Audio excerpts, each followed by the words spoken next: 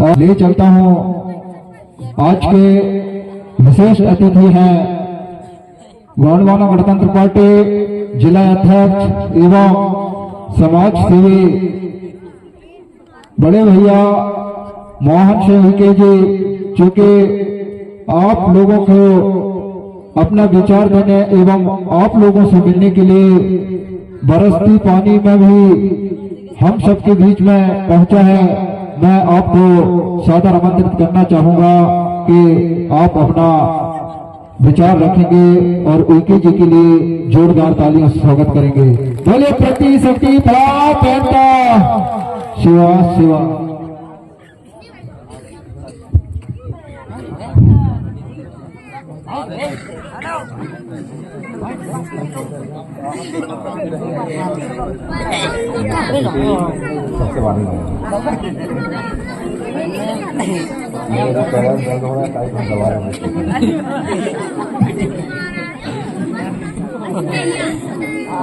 बहुत बहुत धन्यवाद उस्मान जी। सर्वप्रथम मैं इस ग्रामनार उरमांदोर की पवित्र धरतीदाई और यहाँ की खेवदाई माता को सस्तनमन सेवा जुहा करता हूँ। मैं अपने विचारों को बहुत कम शब्दों में रखूंगा। मंच में मंचासीन समस्त पदाधिकारी, बड़े बुजुर्ग, मातृशक्तियां, सभी को मेरा सस्तनमन सेवा जोहार। गोंडवाना समर्पण क्रांति आंदोलन के जनक दादा हीरा सिंह मरकाम, दादा सुरेश सिंह ताराम और दादा मोतीराम कंगाली जी के चरणों में सस्तनमन सेवा जोहार। ऐसे हमारी महान विभूतियां जिन्होंने आज हमारे समाज को एकत्रित कर, संगठित कर आज एक स्वतंत्र मंच दिया हुआ है, ऐसे महान हस्तियों को बारंबार प्रणाम सेवा जोहार करता हूं। आज हम जिस मंच से बोल पा रहे हैं वो दादा हीरा सिंह मरकाम जी, दादा सुरेश सिंह ताराम जी और दादा मोतीराम कंगाल जी की जो देन है, जो आज हमारा समाज आज इस पीताम्बर के कलर में जो पीताम्बर ये दिख रही है वो उन महापुरुषों की देन है। ऐसे महापुरुषों को हम बारंबार सेवा जोहार करते हैं, सेवा जोहार करते हैं। सम्मानित साथीजन,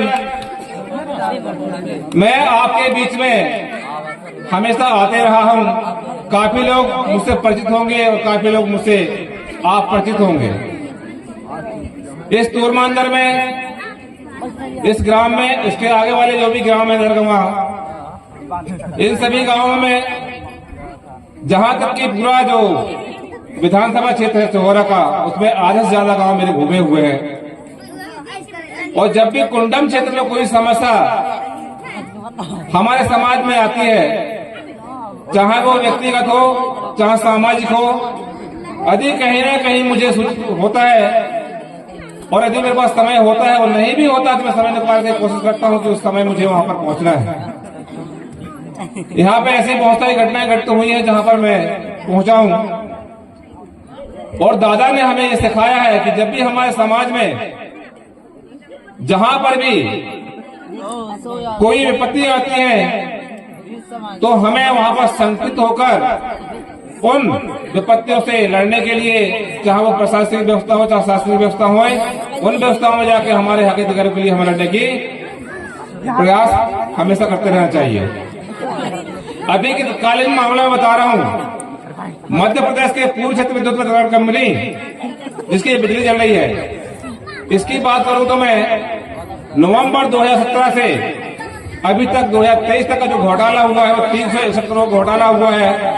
और वो आदिवासियों के गरीब परिवारों के लिए बिजली का जो मुद्दा था, उन बिजली के मुद्दों को लेकर हमारे क्षेत्रों में, आदिवासी क्षेत्रों में जो पूर्व क्षेत्र विद्युत वितरण कंपनी है, उसमें हमारे मध्य प्रदेश में 20 जिले आते हैं जो जौनपुर में केंद्रित होते हैं। ऐसे उन मुद्दों को मैंने उठाया था उस मुद्दे पर मैंने 7 तारीख को ज्ञापन दिया था, उसमें सचेत किया था मैं प्रशासन को। उसको सचेत करने के बाद मैंने उन्हें अल्टिमेट किया था कि यदि हमारी मांगों को नहीं मानी जाती है, भ्रष्टाचारियों पर गबन का जो आरोप हम लगा रहे हैं उन पर यदि किसी प्रकार का कोई कानूनी कार्रवाई नहीं की जाती है तो हम पुनः 11 तारीख को धरना प्रदर्शन करेंगे। और हमने 11 तारीख को धरना प्रदर्शन किया। इस संबंध में हम मुख्यमंत्री को पत्र भी प्रेषित किए हुए हैं। अभी लोकसभा चुनाव आने के कारण आचार संहिता लग गई है, इसके बाद में कार्रवाई नहीं होती है, तो मैं आपसे निवेदन करना चाहता हूं, आदिवासियों के हक अधिकार का पैसा है 361 करोड़ रुपए का, जिसका बायोडाटा मेरे पास में रखा हुआ है, उसके प्रमाण मेरे पास में रखे हुए हैं कि पैसा कहां से और कैसे गबन हुआ है, कौन कौन से जिले से गबन हुआ है। आदिवासियों का पैसा है, इसके लिए आप सभी को आवाज उठानी होगी। आज हम यदि परिवार में 3 भाई होते हैं और 3 भाइयों का यदि बंटवारा नहीं हो पाता है, बंटवारा हो जाता है, किसी भी व्यक्ति को, छोटे या महिला या बड़े को, यदि थोड़ी सी कम आ ज्यादा की व्यवस्थाएं बंटवारे में समझ में आती है तो छोटा भाई आवेदन लगा देता है तहसीलदार पटवारी के पास में, और वहां पर न्यायिक प्रकरण चलता रहता है आपकी, और वो सालों साल गिरते रहता है। लेकिन छोटे और बड़े भाई आपस में लड़ जाते हैं, जबकि एक ही खून, एक ही माँ और एक ही बाप की औलाद होती है, उसके बाद भी आपस में उस बंटवारे लड़ जाते हैं। तो क्या हम अपने अधिकार के लिए लड़ सकते हैं? जो हमारा अधिकार है, आदिवासियों का अधिकार है, जो हमारे अधिकार क्षेत्र में आता है, जो हमारे अधिकार क्षेत्र में जो पैसा आया हुआ, जो आवंटन हुआ है, तो वह हमारे किसी और का पैसा नहीं है, हमारे समाज के लिए हमारा ही पैसा है। उस पैसे के लिए हम लड़ने की जरूरत है। ऐसे बहुत से मामले, छोटे छोटे मामले हैं जो हर क्षेत्र, तहसील क्षेत्र में होते हैं, ग्राम पंचायत क्षेत्र में होते हैं, वो आपकी नजर में होना चाहिए। ये हमारी व्यवस्थाएं हैं, इन व्यवस्था को दुरुस्त करने के लिए आप सबको लड़ना पड़ेगा। सबसे पहले मैं शिक्षा की बात करूं। शिक्षा के लिए सबसे पहले हमारे जो बच्चे होते हैं, मैं देखता हूं कि हमारे बच्चों को प्लेटफॉर्म नहीं मिलता है। वो बहुत टैलेंट तो होते हैं, पढ़ने में होते हैं, खेल कूद में होते हैं, डांस में होते हैं, बहुत सारी चीजों में टैलेंट। मैं भी देख रहा हूँ बच्चों को, आज से नहीं देख रहा हूँ मैं, 23 साल हो गए मुझे कार्यक्रम में जाते हुए। दादा हीर सिंह मरकाम जी के कार्यक्रम में 23 साल हो गए मुझे जाते हुए। 23 साल से मैं संगठन में काम कर रहा हूँ। भले ही मैं मंचों में किसी पद में रहकर काम नहीं किया हूँ, लेकिन समाज की सेवा में निरंतर में काम करते रहा हूँ, ये सब चीज देखते रहा हूँ। हमारे बच्चे बहुत टैलेंट होते हैं, हर क्षेत्र में टैलेंट होते, सब उनको प्लेटफॉर्म मिल पाता है। और वो प्लेटफॉर्म हमारे दादा हीरा सिंह मरकाम ने बना के गए हैं। यहाँ पर हमें उस प्लेटफॉर्म को सजा के रखना है, उसको बचा के रखना है। और जो बच्चे हमारे आज जो मंच के सामने अपनी प्रस्तुति दे रहे हैं, आज हम जो बोल पा रहे हैं, वो दादा हीरा सिंह मरकाम, दादा सुरेंद्र सिंह दाराम और दादा मोतीराम कंगाल जी की देन है, जो हम ऐसे मंच में खड़े हो पा रहे हैं। हमारी औकात नहीं थी कि हम किसी के मंच के सामने खड़े हो पाते। ऐसे महापुरुषों को देना है, हमें उनका अनुसरण करना पड़ेगा, उनके विचारों को मानना पड़ेगा, उनके विचारों को लेकर चलना पड़ेगा। यदि हमारा भाई हमारा विरोध कर रहा है तो हमें उससे लड़ना पड़ेगा।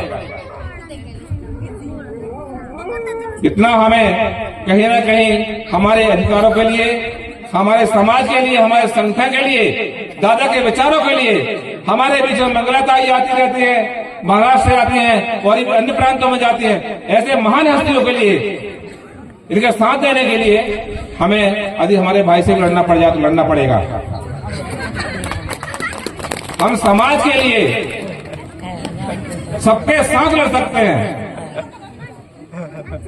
सिर्फ हमारे में एक ईमानदारी होना चाहिए। हमारे बीच में सबसे पहले कटुता की भावना नहीं होनी चाहिए। हमारे समाज में एकता होना चाहिए।